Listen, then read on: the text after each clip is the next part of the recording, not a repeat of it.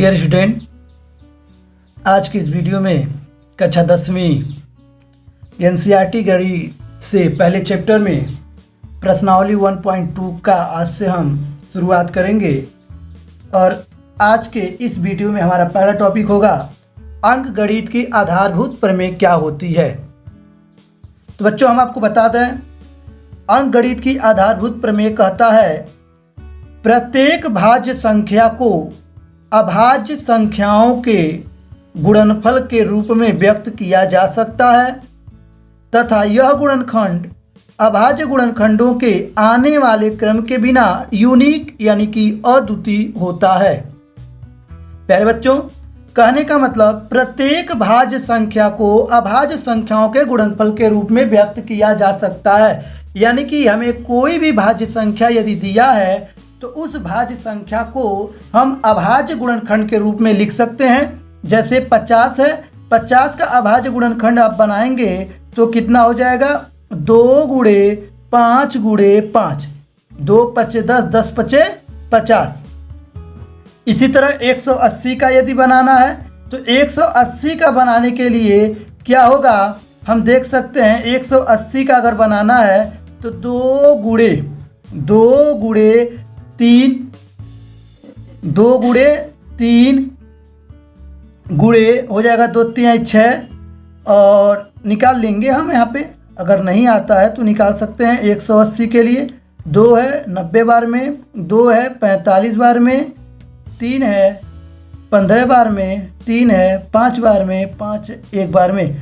यानी कि लिख सकते हैं 2 गुणे 2 गुणे 3 गुणे 3 गुणे 5, यानी कि 2 दूना 4, 4 तिहाई 12 तिहाई 36 पचे 180। इसी तरह अगर 200 को लिखना हो तो 200 को लिखने के लिए 2 दूना 4 दूना 8 और हो जाएगा 5 गुणे 5। इस तरह से हमारा जो प्रमेय था कहता था प्रत्येक भाज्य संख्या को अभाज्य संख्याओं के गुणनफल के रूप में लिखा जा सकता है। हमने लिख दिया, आप देख रहे हैं। फिर आगे कह रहा है तथा यह गुणनखंड अभाज्य गुणनखंडों के आने वाले क्रम के बिना, मतलब यदि इस गुणनखंड में अभाज्य गुणनखंडों के क्रम को ध्यान में न रखा जाए, यानी कि क्रम को इधर उधर तो किया जा सकता है लेकिन क्रम को बिना, यह क्या होगा, अद्वितीय। अद्वितीय का मतलब यूनिक होगा, यानी कि इन गुणनखंडों के अलावा। कहने का मतलब यदि इसको हम 5 गुणे 2 गुणे 5 लिख दें तो चाहे यह गुणनखंड चाहे यह गुणनखंड, या लिखिए इसको चाहे इसको, यानी कि यही 50 का एक ऐसा अभाज्य गुणनखंड होगा जो इस रूप में आएगा। तो क्रम के बिना क्या होता है, अद्वितीय, यानी कि क्रम को अदला बदला जा सकता है। और इसके अलावा अब कोई भी गुणनखंड, अब ये नहीं कि 5 की जगह पे आप 3 कर लीजिए, 7 कर लीजिए, ऐसा कुछ नहीं होगा। यानी कि इन गुणनखंडों के अलावा अब ऐसा कोई अभाज्य गुणनखंड नहीं है जिससे हमारा 50 बन जाए। उसी तरह से यह है, तो यह इसके कहने का मतलब था कि गुणनखंड अभाज्य गुणनखंडों के आने वाले क्रम के बिना अद्वितीय, यानी कि क्रम को ध्यान में न दिया जाए, यानी क्रम को अदला बदला अगर कर भी दिया जाए फिर भी उसके बाद यानी कि संख्या को नहीं बदला जा सकता है। और यह हमारा होता है अंकगणित की आधारभूत प्रमेय। इसकी सहायता से हम इस चैप्टर में, इस प्रश्नावली में आगे के सवाल को हल करेंगे। उसी तरह इसमें भी अगर हम क्रम को बदल दें, यानी कि 3 गुणे 5 गुणे 3 गुणे 2 गुणे 2 लिख दें, फिर भी इसका मान हमारे पास 180 ही आएगा। आप गुणा करके देख सकते हैं। उसी तरह इसमें भी हम बदल सकते हैं। अब इनको यदि हमको 60 में लिखना हो तो 60 में लिखने का मतलब क्या लिखेंगे, 1 2 है तो 2 हो गया, 5 2 बार है तो 5 की पावर 2 कर देंगे। उसी तरह यदि इसको लिखना है तो इसको लिख सकते हैं 2 के पावर 2 गुणे 3 के पावर 2 गुणे 5। इसको लिख सकते हैं 2 के पावर 3 गुणे 5 के पावर 2, यानी कि छोटा में कर दिया गया।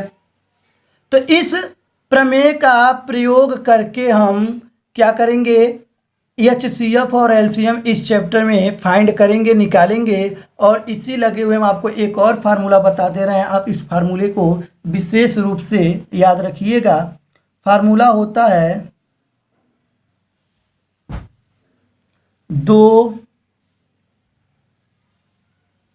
संख्याओं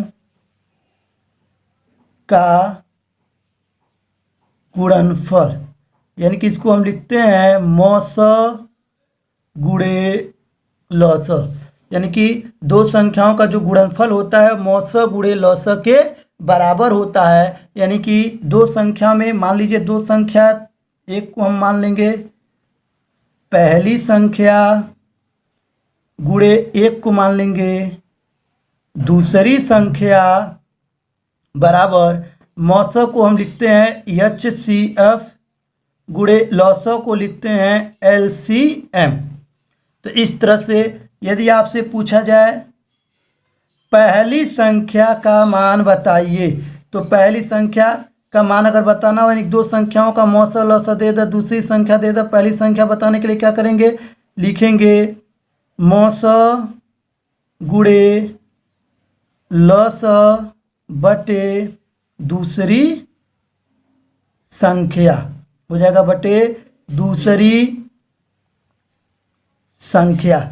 इस तरह से हम निकाल सकते हैं। इसी तरह से अगर दूसरी संख्या के लिए कहा जाए आपसे काम करने के लिए, तो दूसरी संख्या में हमें क्या करना होगा, यानी कि जब भी हमको दूसरी संख्या का मान निकालना होगा तो लिखेंगे दूसरी संख्या बराबर मौस गुणे लॉस बटे पहली संख्या। इसी तरह यदि आपसे कहा जाए कि मौस बताइए, तो मौस का जो सूत्र यहाँ से बनेगा HCF, यानी कि मौस जो होगा हमारा, मौस में क्या बनेगा, यहाँ से अगर मौस का मान हम निकालना चाहें HCF मौस का मान, तो क्या होगा पहली संख्या गुणे पहली संख्या गुणे दूसरी संख्या बटे हो जाएगा लॉस। इसी तरह यदि आपसे कह दिया जाए लॉस के बारे में बताइए, तो आप लॉस के बारे में कैसे बताएंगे,